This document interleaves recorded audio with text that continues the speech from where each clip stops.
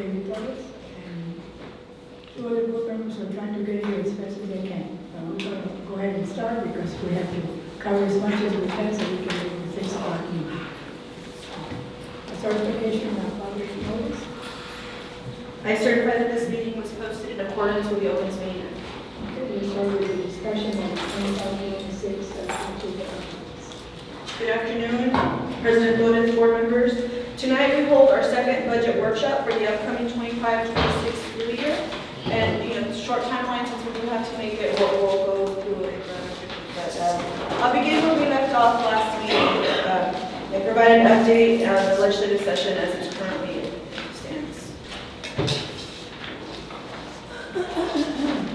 Enrollment versus attendance. As we stand today, we have averaging 28,905 in ADA versus our enrollment of 33,294. We have seen a slip from 33,810 to 33,294 in our enrollment. And this is based on a 92.92% attendance rate. To reach our goal has always been to increase, and I will say we are 1 percentage higher in our attendance rate than we were the prior year, but to reach our goal of 30,000, we would need, with the current enrollment, we would need an attendance rate of 95.2%. So we have had some hits this year that have affected our attendance in some schools because it affects, we've had the Canterbury issue where we've had some attendance losses there as well. But as we're going forward to next year, we are, though our goal is still 30,000, we're budgeting with a 29.5 as just to show a steady growth because we don't want to overcommit anything either as well. That's what we're going to use? No, we're going to use 29,500 because we don't want to overstate our revenues, and then we're going to have to be fighting it elsewhere. So we're going to have to be conservative in that approach. But we do have to continue to make efforts in our attendance. So we have seen a 1% gain from previous years, but we just have to continue striving for that.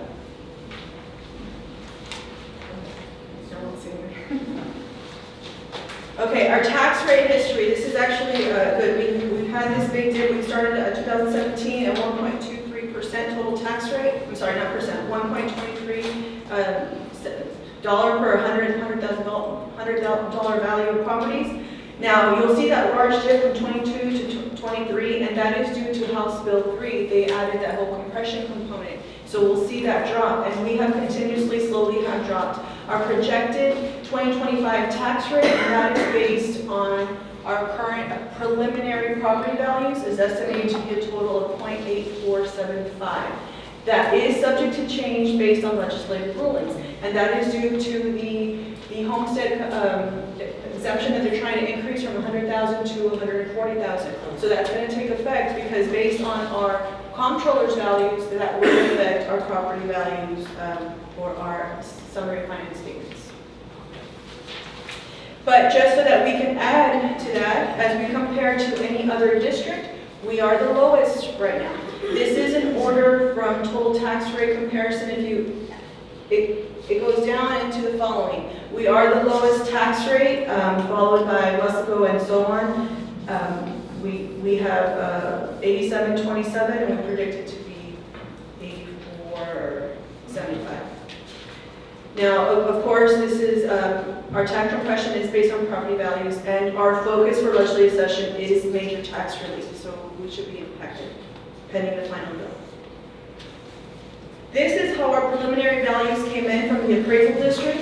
Now, you'll see two columns. You'll see two gray columns that right now the preliminary district, the Hidalgo County Appraisal District predicts an increase of 9.3%. Right, that's what the values are saying. From the 10 million on the third column to the 12 billion, 10 billion to the 12 billion, they see an increase of 9.3%, which kind of compares to the previous year. But what I did is I added another column, and this is with the Senate Bill 4. If the homestead exemption passes, that increases it to 100 to 140. I took all homestead exemptions, added the 40,000, and I recalculated so forth, bringing our increase to 8.18 because we will be affected that route, right? So thank you. Am I talking about? Okay. So I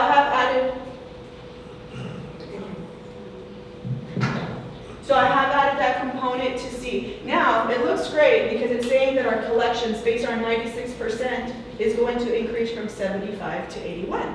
And this previously is how we used to provide compensation increases. As our property values went up, we weren't compressed, so this is what we usually provided. However, there is a tax and state funding balance,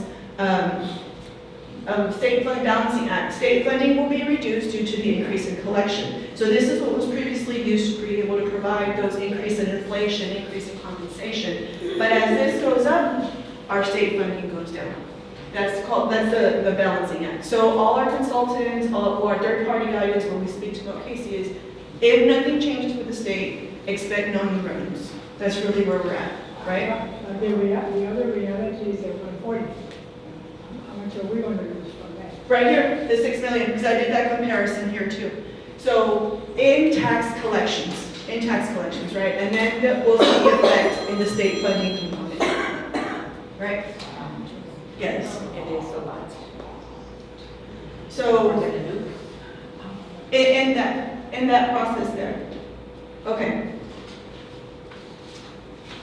So going forward, where we stand right now, last board workshop, I said that I estimate a loss of $5 to $6 million. I do estimate a loss of $6 million with current standings as we stand right now.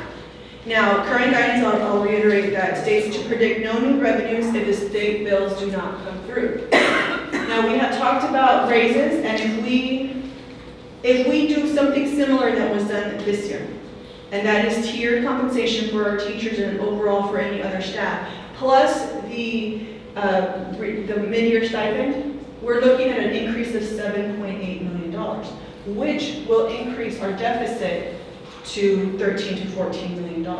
But I want to remind you, when we went into this year's budget, we said we're waiting for the state, which is we took a one-time savings of $3 million and a one-time transfer of $3 million to be able to make up. So that was what we went into this budget season going into, expecting the state to bail us out, right?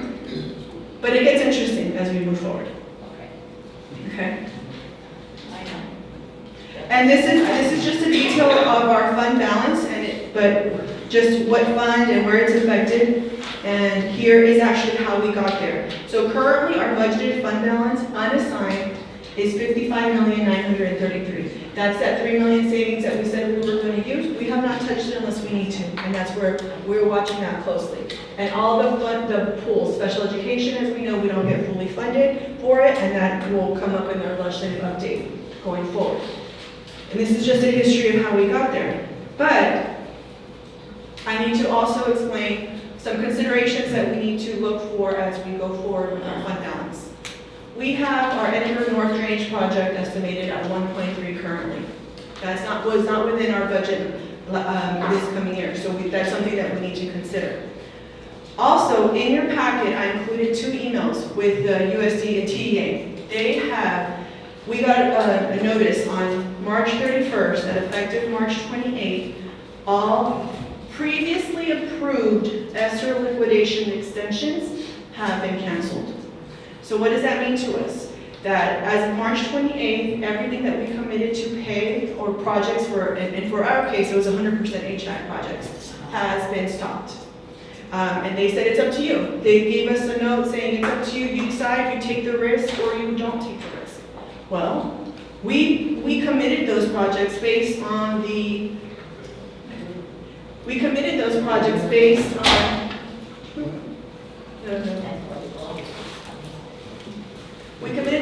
projects based on USDA's commitment and to continue to fund it. So as of now, as soon as that happened, we submitted for actual payments of $1.3 million, and it's been pending. This is the longest it's been pending because they're still reviewing. They're still reviewing that component. So right now we have, and then we also have work that needs to be paid to our vendors for work that has been done so that we can collect for reimbursement, but they haven't committed.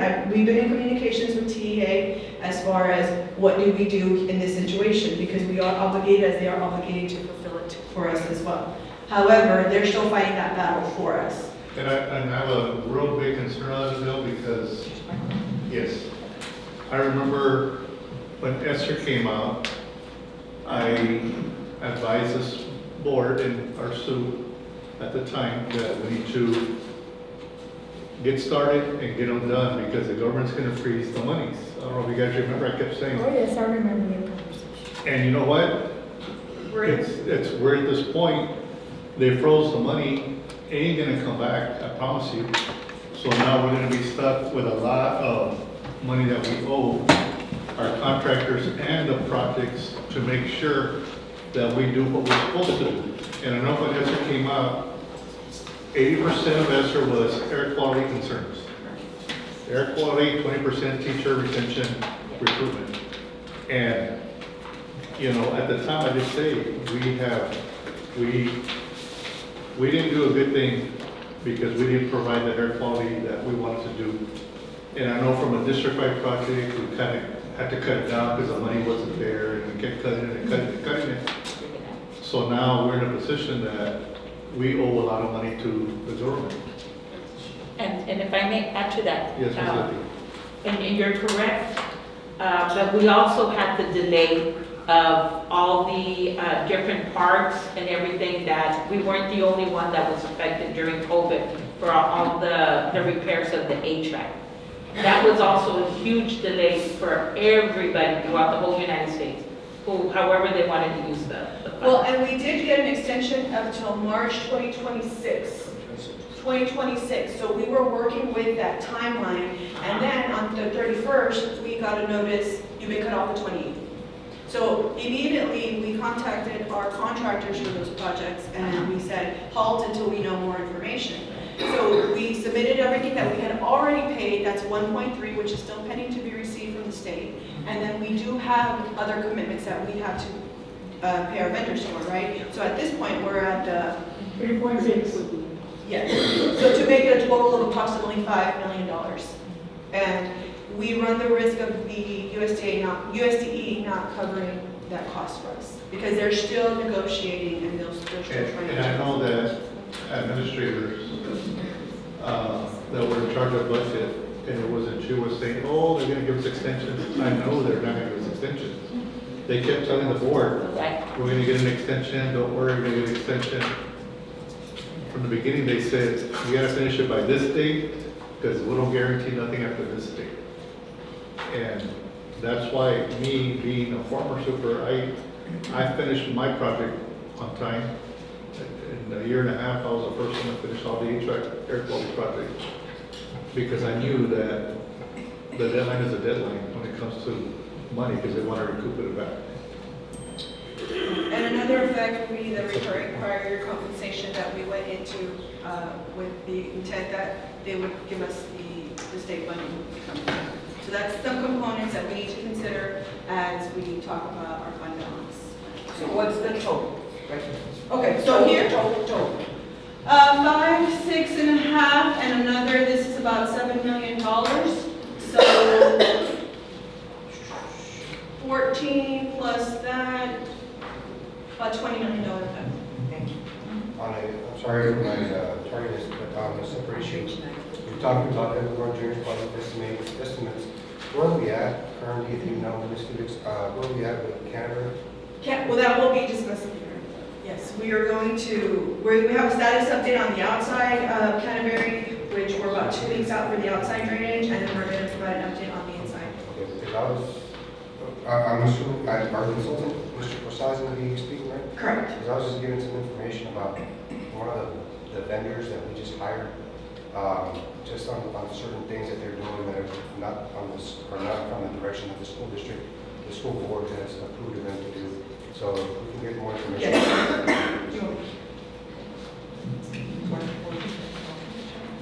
Any questions? Okay, so now as we say, yes, ma'am. So you can have, in fact, which is at this point, regardless of what we fail to do or not do, right now, let's deal with the reality of today, which is we only have $55 million. We know that we're hoping that they'll give us what has already been done, and whether they give it to us or not, we have to look at that as that this money we cannot claim for next year. Correct. And hopefully we'll get it.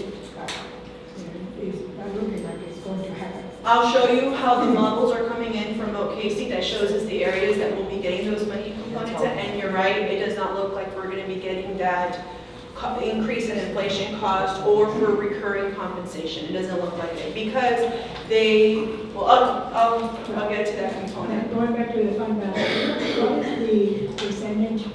I know there's a percentage that's required of the income. 90 days.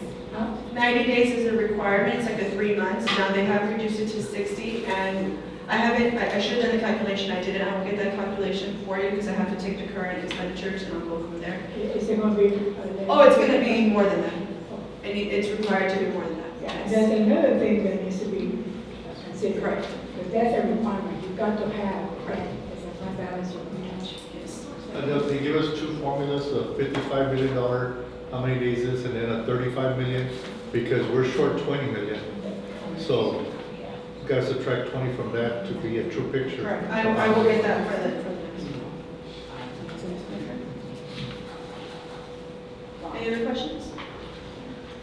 Okay, so right now, we had big movements in the legislative session. We had House Bill 2, who then got presented to the Senate and now they made some amendments. And now it's going back to the House to see if they will accept these changes. So, everything that I had presented in the previous House Bill 2, the last one, has been changed.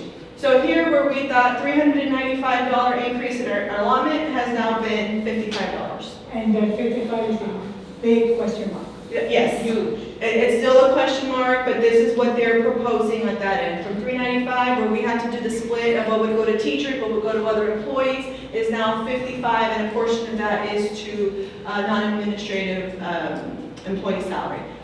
I'll show you, like a show, I'll show you how that equates for us, how much that equates for us. So that's a big change. Compensation increases. So they are proposing in the new Senate bill. Here's where we had to do the split of 40%. They increased it to 30 to 40 and split either way. However, we'll forget about this one and we'll focus on here. And we fall under the enrollment of 5,000 or more. They will provide a permanent teacher retention allotment for the next 2 years. That's what they're committing, the biennium, right? It's great for our teachers, it's great. For the 3 to 4 years of experience, 2,500, 5 or more years of experience, 5,000. They won't be giving it to us in our allotment. What they'll be doing is giving us a separate account for the number of teachers that we hire. Now, before it used to group in a couple of groups, teachers, librarians, counselors, and nurses. This does not. This does not group them in this category. But in here, it did.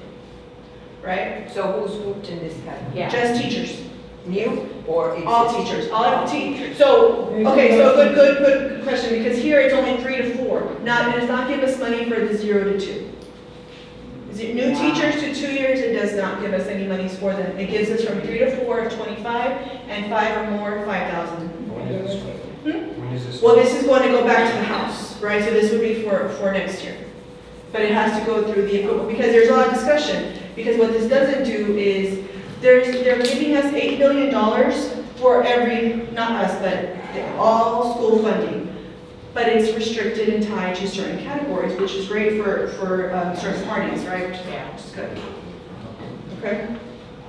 But what this does is, it gives us the same amount for 2 years. It doesn't give us an additional next year. It's, you got your 2,500 this year, you're gonna get the same 2,500 this year. It is not allowing us to do more for the following year. How about the four-year teacher that used to become a fifth-year teacher? Is it changed for her? Yeah, once she's earned it. Once he or she has earned it, if after this year where they're at, it would be the 5. They jump, right? Yeah, they jump. Well, that's good. Okay. Special education, they will be changing this component so that it'll based on services, which is good because we are carrying a big loss, as you've noticed from the fund balance detail here. You see special education, we've averaged an incurrence of about $4 to $5 million every year that local funds. That's what that shows. So what they're trying to do is now pay us based on the services provided by the district, as well as provide us a $1,000 reimbursement. But what's also interesting is we went from the House saying $800 million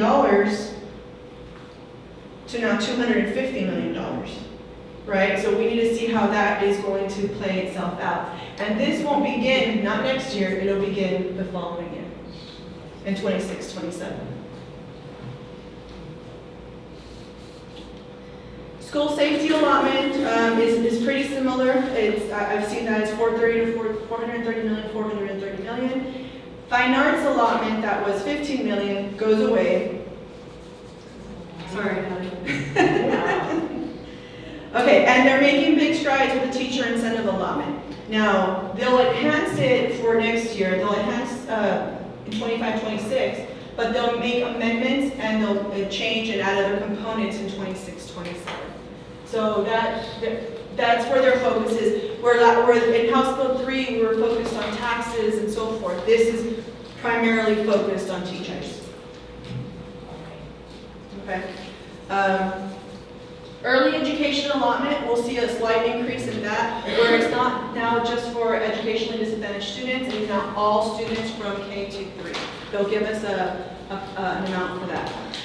And, excuse me, and are we getting full day or we still half day, or how's that? Okay, so. Has the full day passed? Okay, so it hasn't passed yet. So when they did the Senate Bill 2, they did not include a full day pre-K. There are discussions that haven't thrown it completely out, but I'm weary to see where they're going to find the monies from. Because to us, that would mean significant dollars. Right. Because we've already provided. Remember, we did an estimate in our last meeting of about $7 million for us, which could help us offset, because we've already incurred the cost. Right, We're already incurring the cost, so this would be extra, right? right.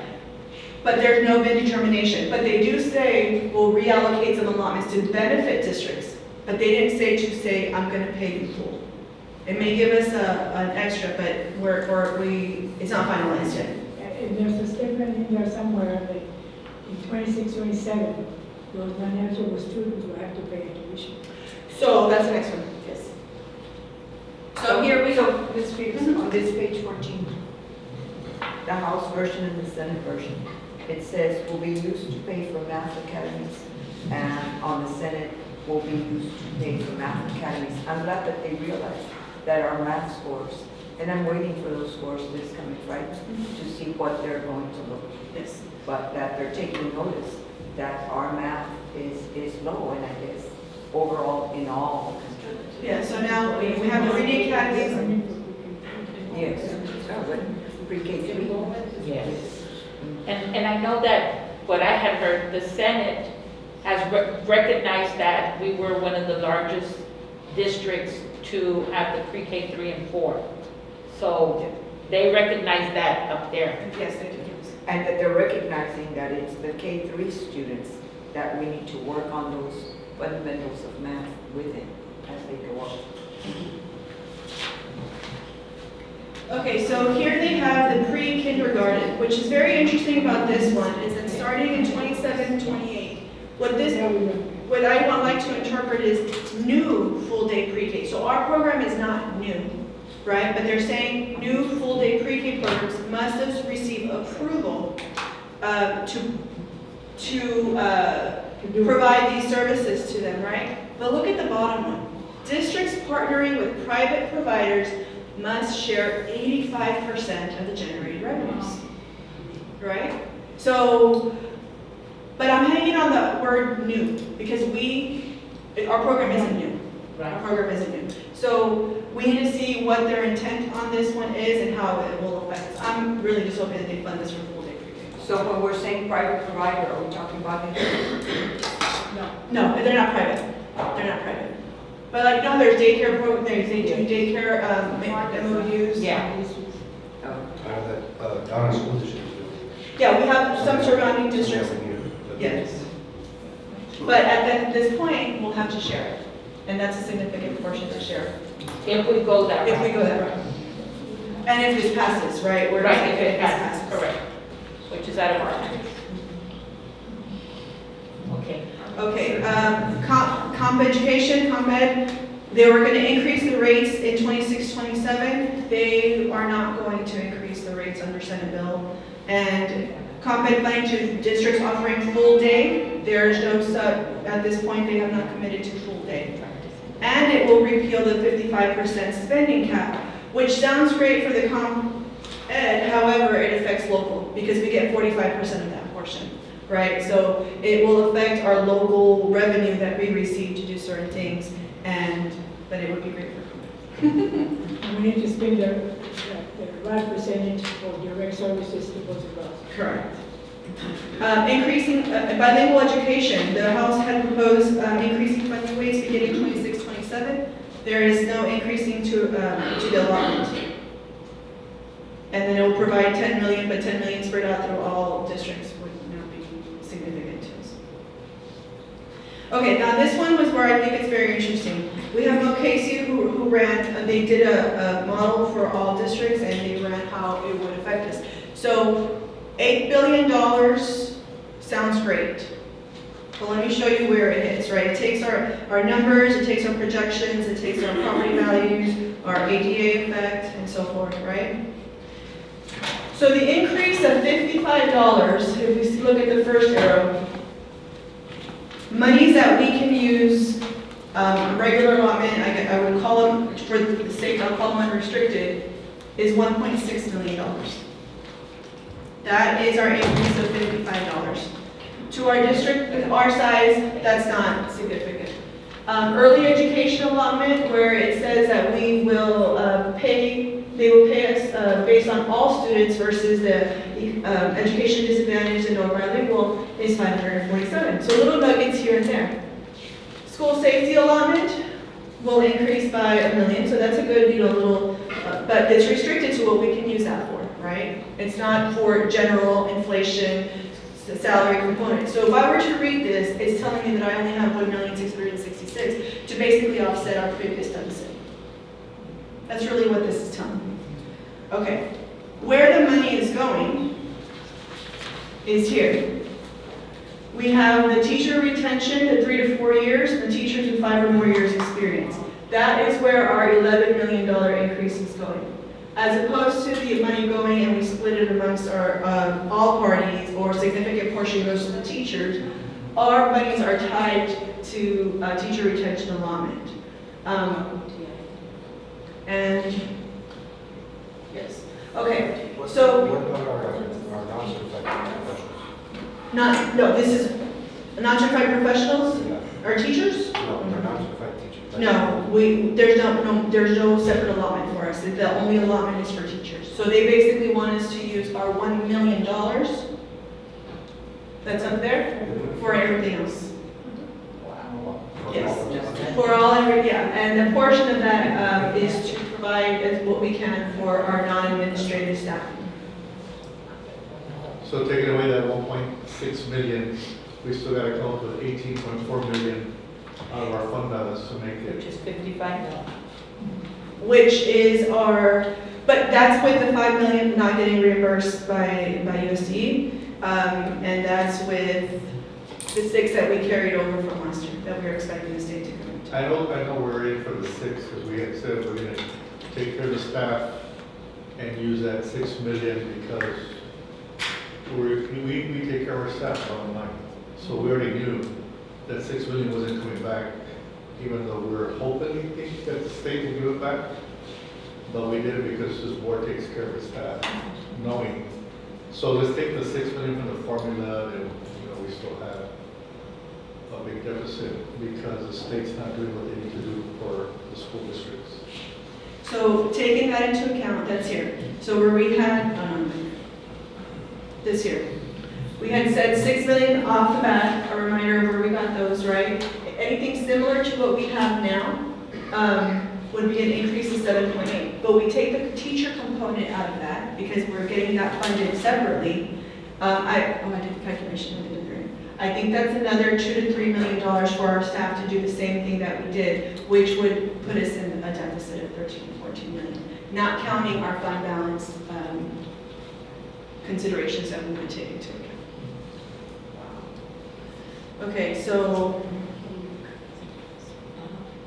11, and that's just to complete, because you see how that increase shows that we'll be increasing almost $16 million, current law versus the Senate law, but where we have 11 million is tied into teaching. So this week is gonna be very telling. It's back at the House, they're gonna decide if they're gonna accept the amendments that the Senate bill has said, and they'll go back. Now, June 2nd, they will adjourn. That'd be it. And then the governor has 20 days to sign or veto any bills that are passed. That is, Wow. to be the deliverer of bad news, but. Well, I do No, have great news for our questions. teachers, right? Yeah, no, it's great. Great. But I also want to chime in on the safety. And I know you brought up about safety of what they were proposing, right? Now, on the safety, I think all of us on the board have discussed and we're on agreement. We need to to get metal detectors, safety measures to keep our students and staff safe. But we also need to work on our officers. And I know that the salaries for our officers are very low. I went as far as doing my own study, as far as going down to Corpus, Cameron County, Hidalgo, Star, all around our region area, and we are really low on our salary for our officers. So, me speaking that not only about safety of metal detectors and how we need to keep our schools safe, is also on officers. We need to help increase their salaries because other districts, as it became a state law after Uvalde, we all know that state made it, mandated it, and said, hey, everybody has to have police officers. Of course, Edinburgh, I don't know how far back, had already started that back in the, what incident was it? I think back in the 90s, In the 90s. long time ago. So, yeah, so that's something that we really need to look into is raising the salaries of our officers so that we can keep our officers in our schools and look into securities and see how we can all work together to improve. And then we have great officers. I'm not saying anything other than we just need to help increase salaries, somehow figure out something to that effect. Students for our next budget workshop. Yes, Sandy Hook, thank you, Sandy. Implement to our safety, maybe the safety department, the safety area, trying to get the funding for our police department, because we are, as Ms. Garcia said, we are losing very qualified police officers to either other school districts or other county areas, just because we're not providing the right type of pay for them. And we're talking about our mid-point type of police officers. At the beginning, we're taking care of, but it's when they get to the middle years is when we really need to take care of them, so that they don't leave us. Okay, we can bring it to the next. And I think that that is an ongoing issue in the community to address that, which is safety.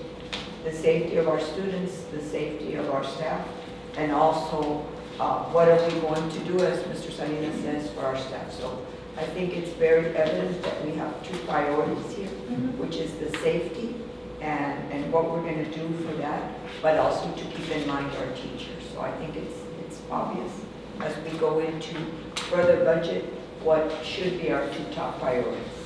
Thank you. Thank you. Thank you. What was the final, June what? Oh, final Second. June 2nd is when they close Right around the adjournment, corner. and June 22nd is when That's It's gonna next dictate this whole Yeah. asking or not or whatever. So that everybody- is when it passes. Everybody pray, we'll see what happens.